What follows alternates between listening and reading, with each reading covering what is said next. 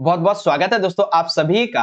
आज की ये वीडियो बहुत ज्यादा इंपॉर्टेंट होने वाली है क्लास 11th के हिस्ट्री यानी कि इतिहास सब्जेक्ट के लिए। तो बच्चों जैसा कि आपको पता है कि आपका हिस्ट्री का जो मिड टर्म का पेपर है, मिड टर्म का जो एग्जाम है वो काफी नजदीक आ चुका है 2022-23 के सेशन के लिए।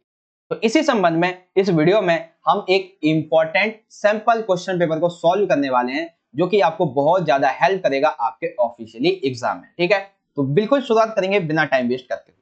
तो आपको अपने हर एक क्वेश्चन पेपर के पैटर्न को समझने के लिए सामान्य निर्देश जरूर पढ़ने चाहिए। इससे आपको पता लग जाएगा क्वेश्चन कितने आएंगे, मार्क्स कैसे रहेंगे और सेक्शन किस टाइप के आने वाले। ठीक है, टाइमिंग 3 घंटे की, मैक्स मार्क्स टोटल हमारे यहाँ पे 80 होने वाले। अब देखो, ये जो क्वेश्चन पेपर है वो टोटल 6 सेक्शन में डिवाइड रहेगा। पहला सेक्शन खंड का, इसमें टोटल 20 क्वेश्चन होंगे, एमसीक्यू बेस्ड भी रहेंगे इसमें 17 क्वेश्चन और 3 क्वेश्चन वन वर्ड या सेंटेंस वाले। खंड खा में केवल एक ही क्वेश्चन होगा स्रोत आधारित, जिसमें एमसीक्यू क्वेश्चन पूछे जाएंगे 3 मार्क्स के। और खंड गा में 22 से लेके 25 यानी कि टोटल 4 क्वेश्चन जो है वो हमारे होंगे 3 मार्क्स के। और खंड घ में हमारे 26 से 28 3 क्वेश्चन जो है वो रहेंगे 8 मार्क्स के और इसमें एक में आपको चॉइस मिलेगी। ठीक है, खंड न यानी कि ना में हमारे टोटल जो है 3 क्वेश्चन होंगे 5-5 मार्क्स से स्रोत आधारित, इसमें 1 नंबर 2 नंबर 2 नंबर इस तरीके के क्वेश्चन आए। और सबसे आखिरी क्वेश्चन जो सेक्शन रहेगा इसमें 6 मार्क्स में आपका पूछा जाएगा मैथ। ठीक है, तो इस तरीके से आपका क्वेश्चन पेपर जो वो डिवीजन होने वाला है। अब देखो, यहाँ पे खंड आपका का, खा और गा, इन दोनों को ही, जिसमें 1 से लेके 20 एमसीक्यू वन वर्ड स्रोत आधारित क्वेश्चन में 21 और खंड गए 22 से 25 3 मार्क्स के। तो इन सभी क्वेश्चन को क्वेश्चन नंबर 1 से लेके 25 ये क्वेश्चंस ऑलरेडी बच्चों हम इस क्वेश्चन पेपर के सॉल्यूशन के पार्ट 1 की वीडियो में कंप्लीट कर चुके हैं। अगर आप सभी ने पार्ट 1 का वीडियो नहीं देखा है बच्चों, तो यहाँ पे आई बटन में आपको लिंक मिल जाएगा, यहाँ से आप जाके जरूर देखें, या फिर आपको डिस्क्रिप्शन बॉक्स में एकदम टॉप पे पार्ट 1 का लिंक मिल जाएगा, लिखा होगा पार्ट 1 और लिंक इस तरीके से, तो आप उसको क्लिक करना, आप इस वाली वीडियो पे पहुंच जाओगे जिसमें 1 से लेकर 25 तक के क्वेश्चन हमने डिस्कस किए थे। ठीक है, तो इस वीडियो को जरूर देखें क्योंकि 35 मार्क्स से ये जो टोटल क्वेश्चन ये आपके 35 मार्क्स कैरी करते हैं। और आज की इस वीडियो में जो क्वेश्चन हम करने वाले हैं 8-8 मार्क्स के 3 यानी कि 24 मार्क्स के क्वेश्चन और 5-5 मार्क्स के 3 यानी कि 15 मार्क्स के क्वेश्चन एंड और मानचित्र वाला 6 मार्क्स का क्वेश्चन। दैट मींस 15 6 21, 21 और 24 इज इक्वल टू 45 यानी कि 45 नंबर के क्वेश्चंस को इस वीडियो में हम डिस्कस करेंगे। तो बिल्कुल ध्यान से देखिएगा, ये क्वेश्चन पेपर मैं आपको हिंदी में बहुत अच्छे तरीके से समझाऊंगा, इवन इंग्लिश मीडियम के बच्चों के लिए भी आंसर्स यहाँ पे प्रोवाइड कर दिए जाएंगे। ओके, वेल अब देखो, पहले मैं आपको जो पिछली वीडियो थी उसका थोड़ा सा ओवरव्यू दे देता हूं। जैसे खंड आ था हमारा, खंड का बेसिकली सेक्शन ए, जिसमें कुछ एमसीक्यू क्वेश्चन हुआ करते थे। हर एक क्वेश्चन का आंसर मैंने आपको बहुत अच्छे तरीके से बताया था और क्वेश्चन पेपर को बनाने में क्या क्या गलती की गई है आपके ऑफिशियली स्टाफ की तरफ से वो भी मैंने आपको बताई थी। ठीक है, फिर यहाँ पे हमारा सेक्शन नंबर आया था बी। एक सेकेंड, सेक्शन नंबर बी, इसमें स्रोत आधारित एमसीक्यू क्वेश्चन था 21, एक एक मार्क्स से 3 क्वेश्चन ये पूछे गए थे। हर एक क्वेश्चन का आंसर मैंने आपको बहुत अच्छे तरीके से भी यहाँ पे समझाया भी था। फिर सेक्शन सी था, 3 मार्क्स के टोटल 4 क्वेश्चन आपसे पूछे गए थे और हर एक क्वेश्चन का आंसर भी मैंने आपको बहुत अच्छी तरीके से समझाने की कोशिश भी की थी। अगर आप ये वीडियो देखना चाहते हो तो आई बटन में लिंक मिल जाएगा या फिर डिस्क्रिप्शन बॉक्स में आपको लिंक देखने को मिल जाएगा। ठीक है बच्चों, वेल यहाँ पे चलते हैं हम अपने अगले सेक्शन की तरफ, सेक्शन नंबर डी यानी कि लॉन्ग आंसर टाइप क्वेश्चन की तरफ। ठीक है, अब इसमें टोटल 8 मार्क्स के 3 क्वेश्चन होंगे और एक क्वेश्चन में आपको चॉइस भी मिलेगी। क्वेश्चन नंबर 26 की बात करते हैं। रोम के लोगों की धार्मिक मान्यताओं और रोम में ईसाईकरण के विकास पर एक संक्षिप्त टिप्पणी लिखिए। यानी कि सिंपल सा आपको क्या बताना है, रोम के जो धार्मिक मान्यताएं रही हैं इसके बारे में आपको बताना है, साथ ही रोम में ईसाईकरण का किस तरीके से विकास होता है आपको ये समझना। ओके, वेल देखिए, बिल्कुल आसान तरीके से आपको मैं यहाँ पे क्वेश्चन के आंसर को समझाने की कोशिश करूंगा, ध्यान से समझें। रोम के लोगों की धार्मिक मान्यताएं क्या रही? सिंपल सा आंसर कैसे लिखेंगे, देखो बेसिकली यूनान और रोमवासी जो थे ये पारंपरिक रूप से अपने आप को सांस्कृतिक बहुदेववादी यानी कि बहुत देवी देवताओं की पूजा करने वाला मानते थे। ठीक है, यूनान रोमवासी, सिंपल सी बात है, रोम के लोग। तो रोम के लोग जो थे वो अनेक पंथों की उपासना करते थे, अनेक उपासना की पद्धतियों को विश्वास रखते थे। ये लोग अपने जो इतालवी देव थे इनकी भी पूजा करते थे, यूनानी और पूर्वी देवी देवताओं की भी पूजा करते थे। साथ ही साथ जो ग्रह होते हैं जैसे कि जुपिटर, जूनो, मिनर्वा, मार्स, इन सभी की भी ये लोग पूजा किया करते थे। अब इन्होंने और ज्यादा धर्म को बढ़ाने के लिए क्या किया, पूरे साम्राज्य में कई हजारों की संख्या में मंदिरों का निर्माण करवाया, कई हजारों की संख्या में मठ और देवालय बनवाए, जिनसे कि धर्म को और भी सुदृढ़ और भी मजबूत और ज्यादा फैलाया जा सके। ठीक है, ये जितने भी बहुदेववादी, बहुदेव यानी कि बहुत देवी देवताओं की पूजा करने वाले, मानने वाले, तो इन्होंने अपने आप को कोई एक नाम नहीं दिया। जैसे कि हिंदू लोग हैं तो अपने आप को हिंदू कहते हैं, मुस्लिम लोग हैं तो अपने आप को मुस्लिम कहते हैं, तो इन्होंने अपने आप को कोई नाम नहीं दिया। ठीक है, वहीं रोमन साम्राज्य में एक और अन्य बड़ा धर्म था जिसका नाम था यहूदी। ठीक है, यहूदी धर्म में भी बहुत सारी विविधता यहाँ पे देखी गई थी। ठीक है, तो धार्मिक मान्यताओं के बारे में सिंपल सा आपको ये पॉइंट लिख देना है। ठीक, अब इसी संबंध में आपका अगला पॉइंट है ईसाईकरण के बारे में। रोम में ईसाईकरण का विकास किस तरीके से होता है? तो बेसिकली देखो, ईसाईकरण इसका मतलब क्या है?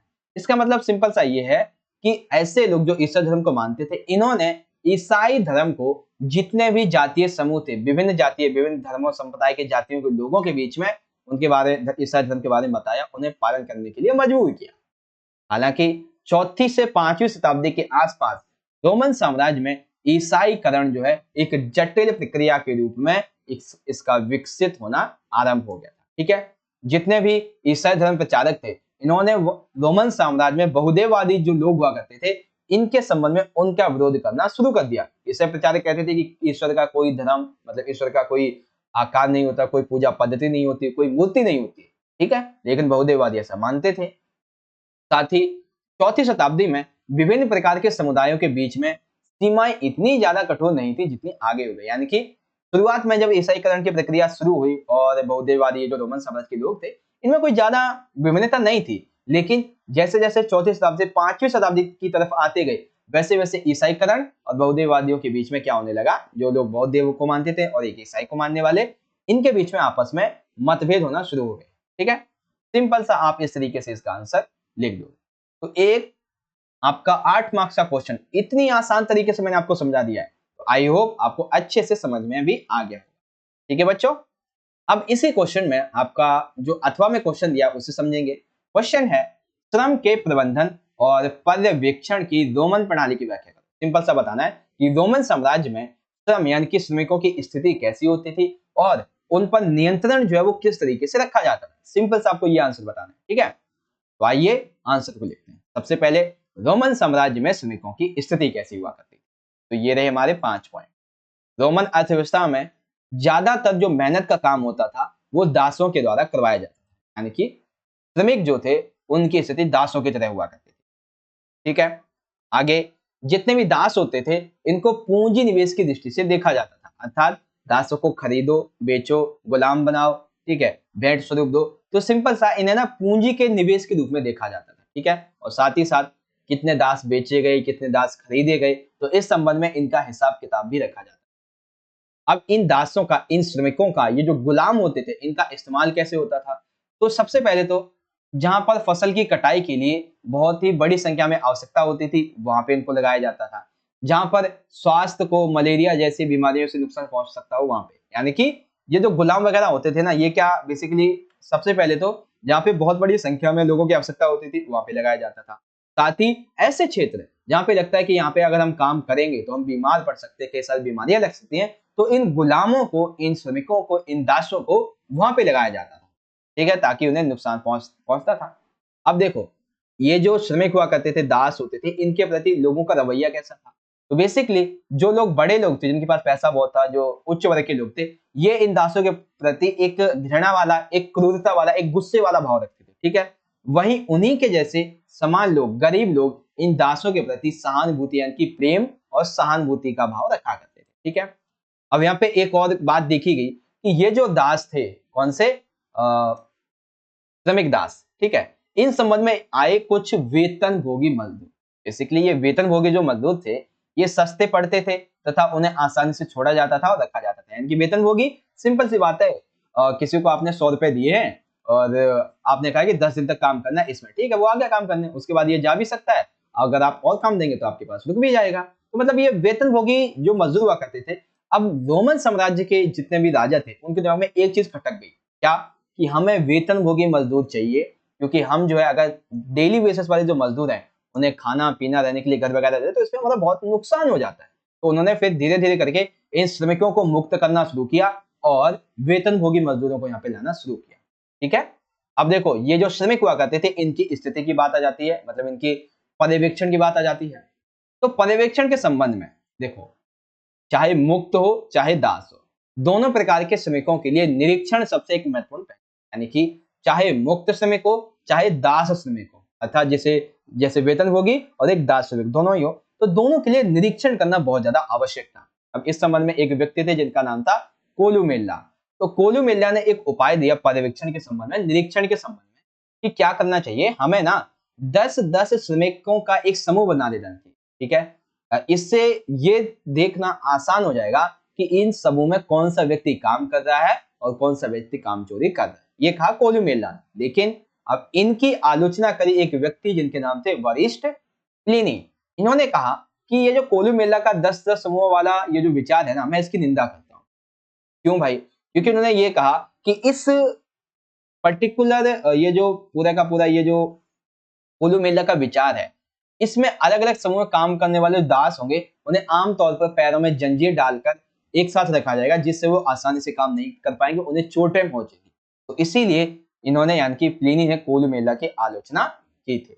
लेकिन आखिरकार 5वीं शताब्दी के अंतिम वर्षों में सम्राट जिनका नाम था एन स्टेटियस, ठीक है, एन स्टेसियस, इन्होंने ऊंची मजदूरियां देकर समूचे पूर्वी क्षेत्रों में श्रमिकों को आकर्षित करके लगभग 3 सप्ताह से भी कम समय में पूर्वी सीमांत क्षेत्र में दादा शहर का निर्माण करवा लिया। ठीक है, मतलब ये पॉइंट आप चाहो तो ना भी लिखो, कोई दिक्कत नहीं है, लेकिन आप ये 3 पॉइंट पर्यवेक्षण के संबंध में जरूर लिखो। ठीक है, तो 8 मार्क्स 8 पॉइंट पूरे एज इट इज आपको लिख देने, 8 मार्क्स आपको इजी वे में मिल जाएंगे।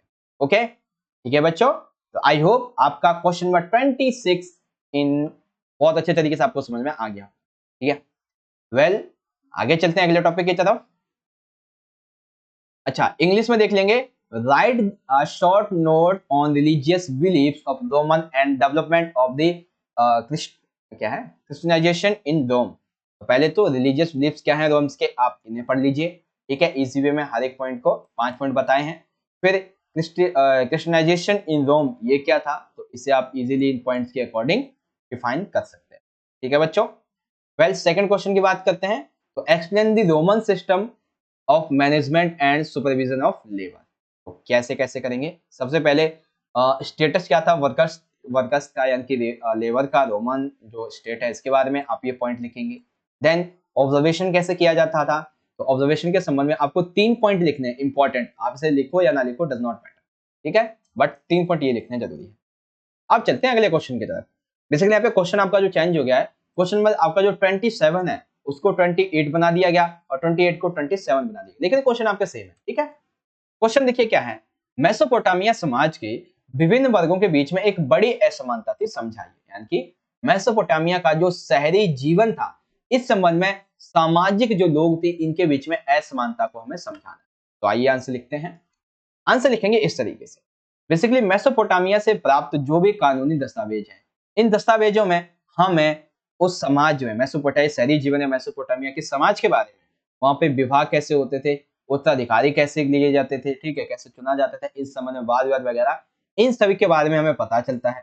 साथ ही इस कानूनी दस्तावेज से एक इंपॉर्टेंट चीज पता चली कि मेसोपोटामिया के समाज में ना एकल परिवार का बहुत ही ज्यादा चलन होता था, एकल परिवार को आदर्श माना जाता है। एकल परिवार का मतलब क्या है सर जी, मतलब ये है कि एक परिवार में एक पुरुष, उसकी पत्नी और बच्चे, इससे ज्यादा नहीं। अगर उसमें उनके दाद मतलब उनके भी पिता रहने लगे तो वो एकल परिवार नहीं होता, वो संयुक्त परिवार हो जाता है। ठीक है, तो कानूनी दस्तावेज से हमें क्या पता चल गया कि भाई विवाह के संबंध में, उत्तराधिकारी के संबंध में बहुत अहम जानकारी मिली है और समाज में एकल परिवार को आदर्श माना जाता है।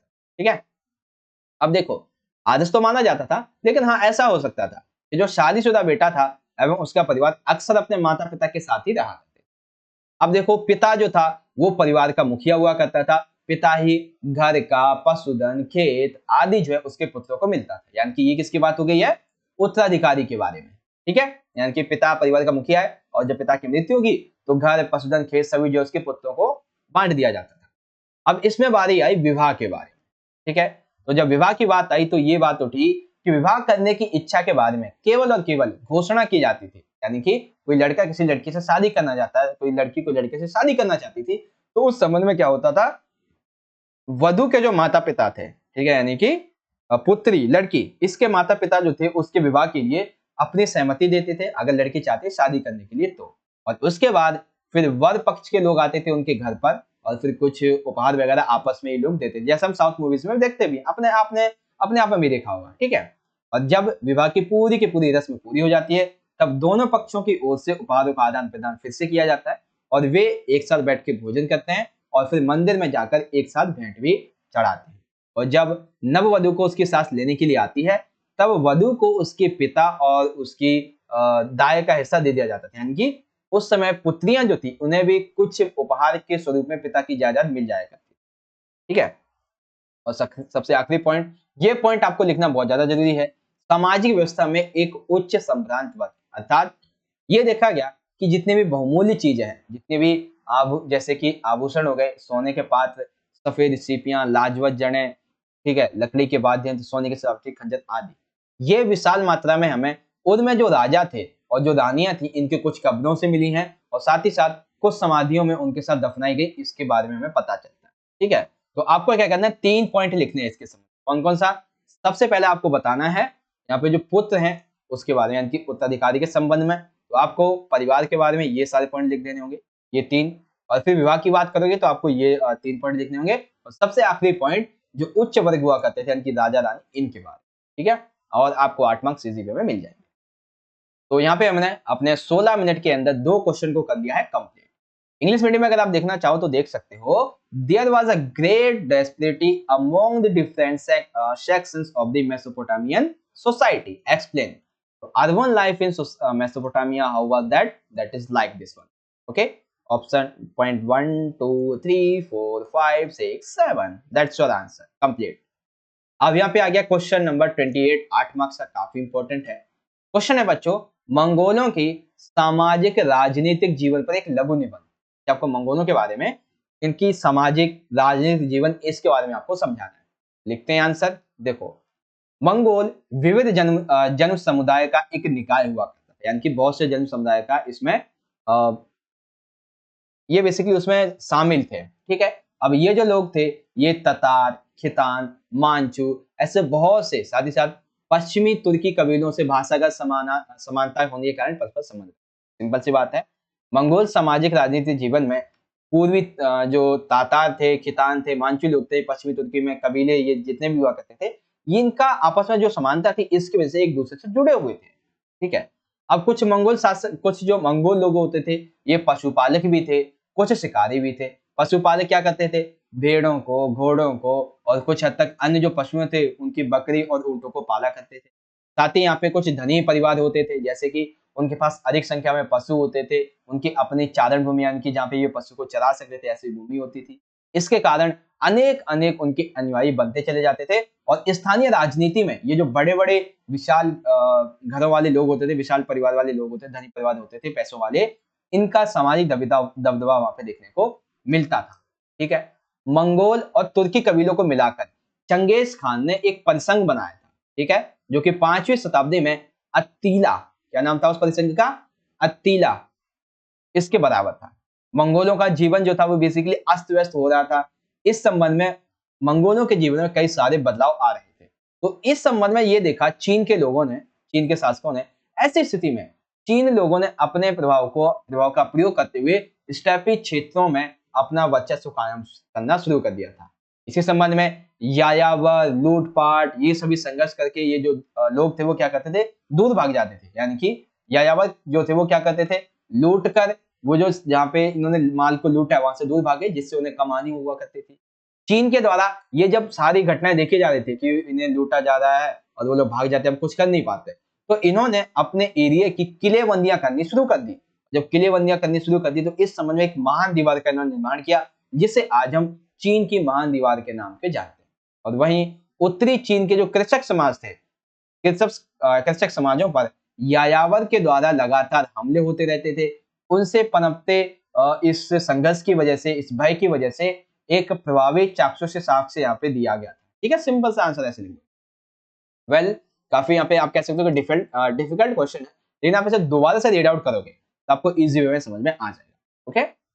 वेल, यहाँ पे क्वेश्चन नंबर 28 को अगर आप इंग्लिश में देखना चाहो, right a short is essay on social political life of Mongols. लिखेंगे इस तरीके से इजी वे में। ओके वेल यहाँ पे ये तो हो गए हमारे 8 मार्क्स के तीनों क्वेश्चन कंप्लीट। ठीक है, तो टोटल हमने अपने 20 मिनट में 8-8 मार्क्स के हर एक क्वेश्चन को इजी वे में कंप्लीट कर दिया। अब हमें ज्यादा नहीं 10 से 15 मिनट और लगेंगे। अच्छा एक चीज, जो आपका ऑफिशियल वाला पेपर था ना, उसमें यहाँ पे कविता वाला आपका स्रोत लिया गया था, मैंने उसको हटा दिया क्योंकि वो मुझे इंपॉर्टेंट नहीं लगा। जो मुझे अनदर इंपॉर्टेंट लगा वो मैंने यहाँ पे उठा लिया है और उसको मैं आपको समझाऊंगा। ठीक है, तो क्वेश्चन नंबर सेक्शन नंबर जो हमारा ई रहेगा, इसमें 5 मार्क्स से 3 जो है वो सोर्स यानी कि स्रोत आधारित क्वेश्चन होने वाले। एक क्वेश्चन मैंने आपका चेंज किया, बाकी सेम है। 29 की बात करेंगे तो यह है बेसिकली वारका सीरीज के बारे में, यानी कि मेसोपोटामिया की लेखन प्रणाली के बारे में, उनकी चित्रकला से संबंधित। अब अगर आप इसे चाहो बच्चों तो इजीली वीडियो को पॉज करके पढ़ लो, मैं आपको सीधा का सीधा इसका क्वेश्चन आंसर को बताऊंगा। जैसे कि क्वेश्चन पहला हमसे क्या पूछा गया है कि नगर में स्त्री का यह सिर एक सफेद संगमरमर को तराश कर कब बनाया गया था। तो आपको ये आंसर मिल जाएगा बच्चों 3000 ईसा पूर्व। ठीक है, तो आंसर लिखेंगे 3000 ईसा पूर्व। अब है कि उपरोक्त चित्र की विशेषताएं लिखिए 2 मार्क्स में। तो उपरोक्त चित्र की विशेषताओं में आप यहां से लेके चाहो तो पूरा लिख दो, लेकिन 2 मार्क्स का तो आपको ज्यादा नहीं 2 से 3 पॉइंट लिखने होंगे। अब इसे आप चाहे यहां से पढ़ लो, चाहे मैं आपको नीचे भी दिखा देता हूं, कई सारी विशेषताएं थी। 3000 ईसा पूर्व उरुक नगर में स्त्री का यह सिर एक सफेद संगमरमर को तराश के बनाया गया था। साथ ही इसके जो आंखें हैं और जो भौहें हैं, इन पे नीले लाजवद और जो सफेद सीपी है और काले डामर की जड़ाई संभवतः की गई होगी। सिर के ऊपर एक खांचा बना हुआ है जिससे पता चलता है कि शायद ये जो है यहाँ पे गहना पहनते होंगे। यह मूर्ति कला का एक सबसे विश्व प्रसिद्ध नमूना है मेसोपोटामिया सभ्यता के बारे में। इसके मुख, ठोड़ी, गाल यानी कि चेक्स ये काफी सुकोमल है, काफी कोमल है और सुंदर बनावट के लिए इसकी प्रशंसा की जाती है।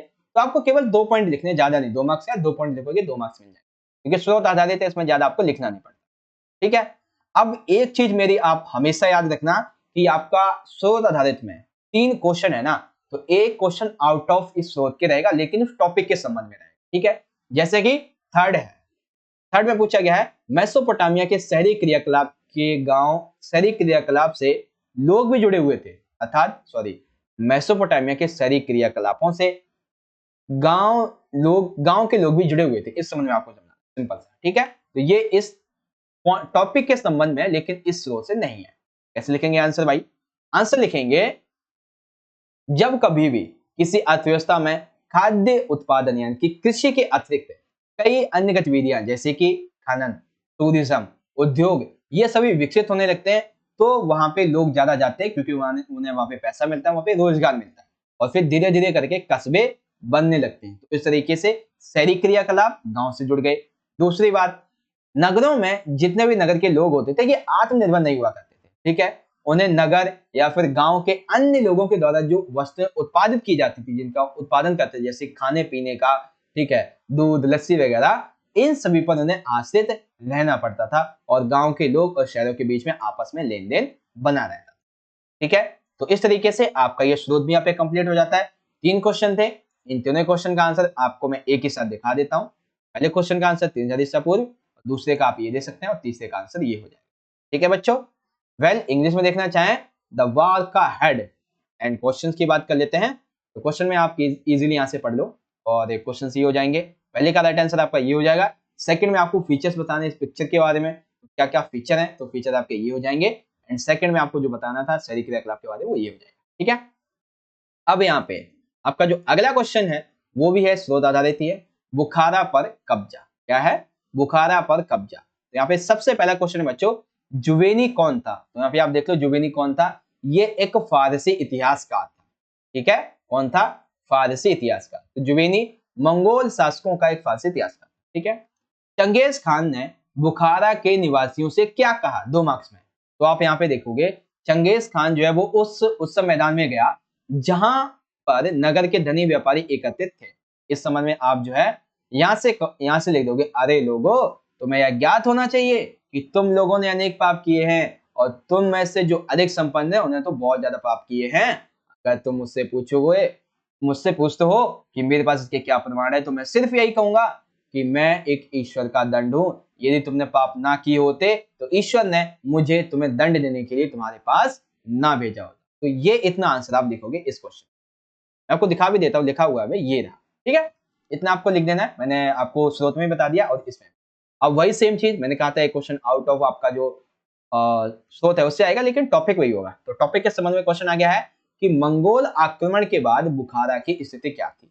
तो जब मंगोलों का आक्रमण होता है तो यहाँ पे एक चश्मदीद गवाह थे, उन्होंने कहा, उनके अनुसार ये कहा गया कि बुखारा के जो किले थे इनकी रक्षा के लिए 400 सैनिक तैनात किए थे, ठीक है। एक इलखानी इतिहास दृश्य से ये पता चलता है कि बुखारा के किले पर आक्रमण में लगभग 30,000 सैनिक मारे जाते हैं। और साथ ही इस संबंध में आप ये भी लिख सकते हो कि यहाँ पर ये लोग आए, दीवारों को ध्वस्त किया, उन्हें जला दिया, लोगों का वध किया, लूटा और चले गए, ठीक है। तो दोनों को ही मिला के आप आंसर बना दोगे, 2 मार्क्स आपको मिल जाएंगे, ठीक है। तो ये हो गया आपका बुखारा पर कब्जा का स्रोत। इजी वे में मैंने आपको यहाँ पे इजीली समझा भी दिया है।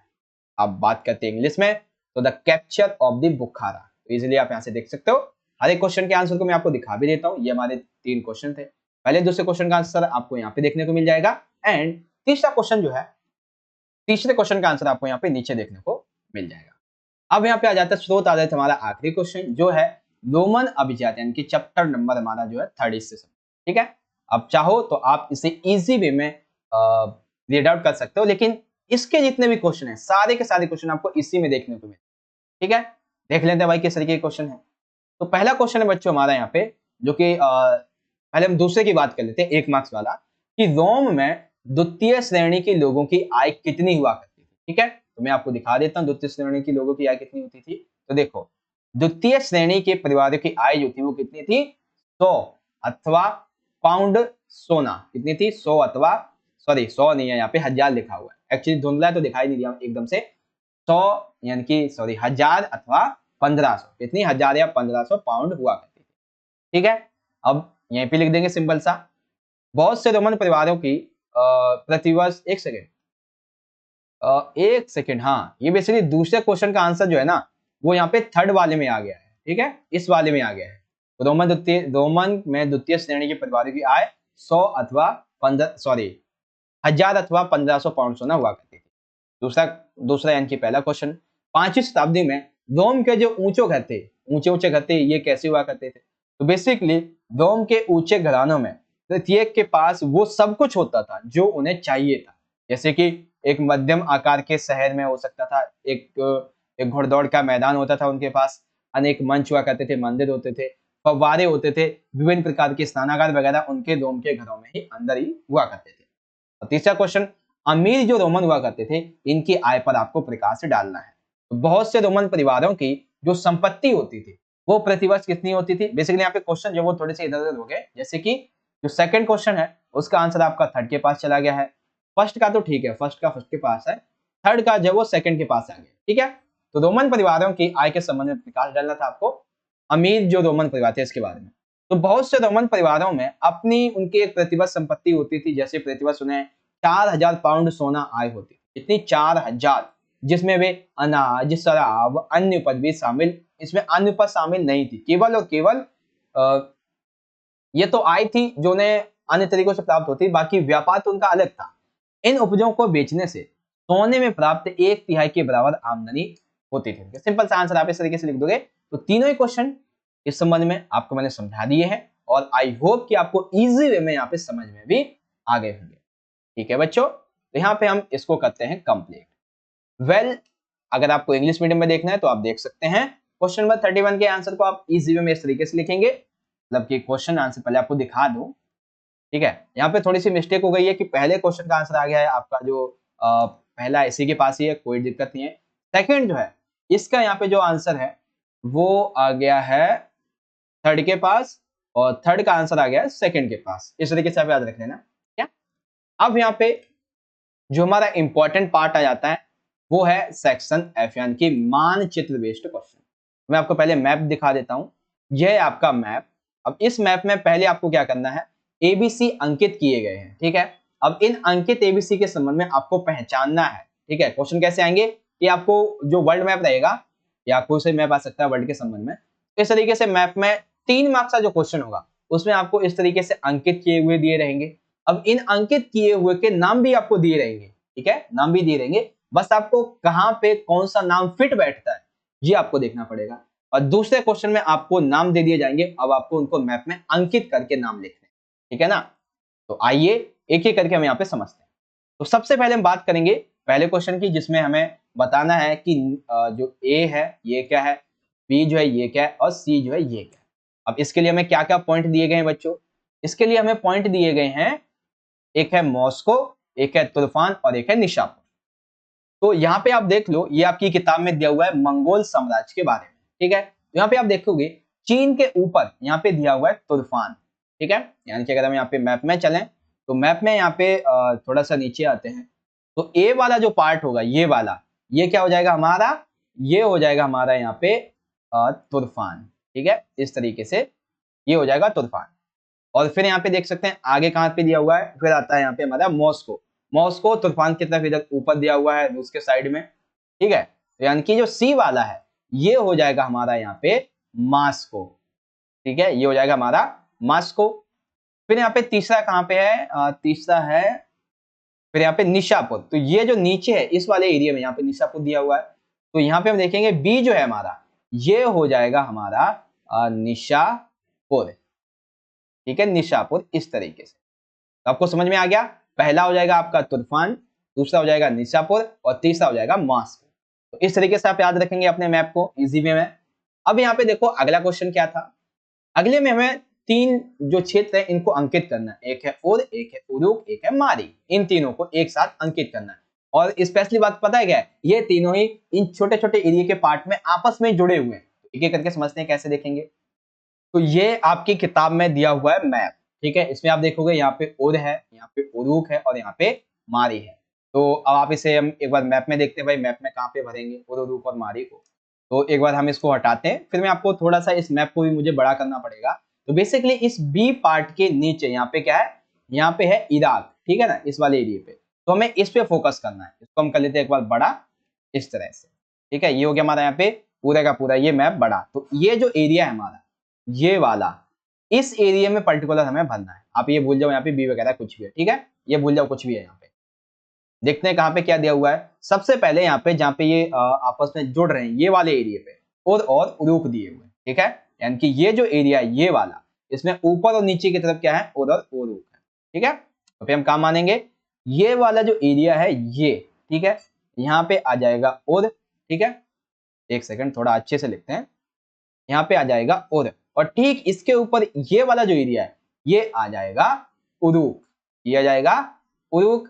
और फिर इसके ऊपर जो है वो थोड़ा सा ऊपर हम चलेंगे तो आ जाएगा मारी। कहाँ पे, ये वाला जो एरिया है, ठीक है ना, देख लेते एक बार। हाँ थोड़ा सा और नीचे मान लो, यहाँ पे ये वाला जो एरिया है वो हो जाएगा मारी, ठीक है।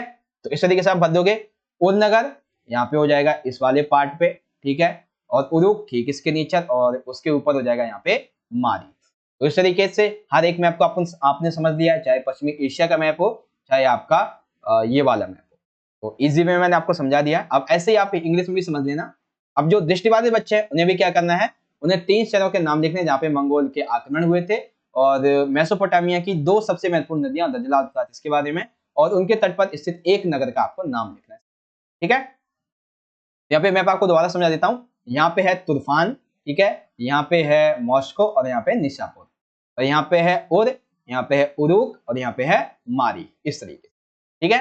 तो हर एक क्वेश्चन का आंसर मैप बेस्ड भी, 8 मार्क्स का शोध आधारित हर एक क्वेश्चन का आंसर बच्चों मैंने आपको यहाँ पे समझा दिया बहुत ही इजी वे में, और मैं आशा करता हूँ कि आपको इजी वे में समझ में भी आ गया होगा, ठीक है।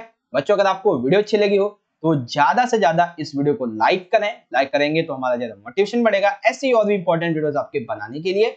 और इस वीडियो को जितना हो सके अपने दोस्तों के साथ शेयर कर दो, ताकि वो भी इस वीडियो के इस क्वेश्चन पेपर को समझ सके, अपने एग्जाम के लिए अच्छे से तैयारी भी कर पाए, ठीक है। अगर आपने चैनल को सब्सक्राइब नहीं किया है तो सब्सक्राइब भी जरूर कर लें, और बगल में एक बेल का घंटे का आइकन दिखेगा उस पर क्लिक कर देना और ऑल बेल पे सेट कर देना, ताकि आने वाली कोई भी वीडियोस की नोटिफिकेशन आपके पास पहुंच जाएगी इजी वे में, और आप हमारे चैनल पे आके उसे भी देख पाओगे, कोई मिस नहीं करोगे, सिंपल सा, ठीक है। मिलते हैं आपसे अगली वीडियो में, तब तक के लिए आप सभी पढ़ते रहें और अपना ख्याल रखें। और हाँ, आपको आपके हिस्ट्री के एग्जाम के लिए हमारे चैनल की तरफ से आपको बहुत बहुत शुभकामनाएं, ऑल द बेस्ट, ठीक है। आप सभी को आपके हिस्ट्री के एग्जाम के लिए ऑल द बेस्ट। मिलेंगे अगली वीडियो में, अच्छे से तैयारी करना, अच्छे से हम देखें ना। ओके, धन्यवाद, जय हिंद, वंदे मातरम।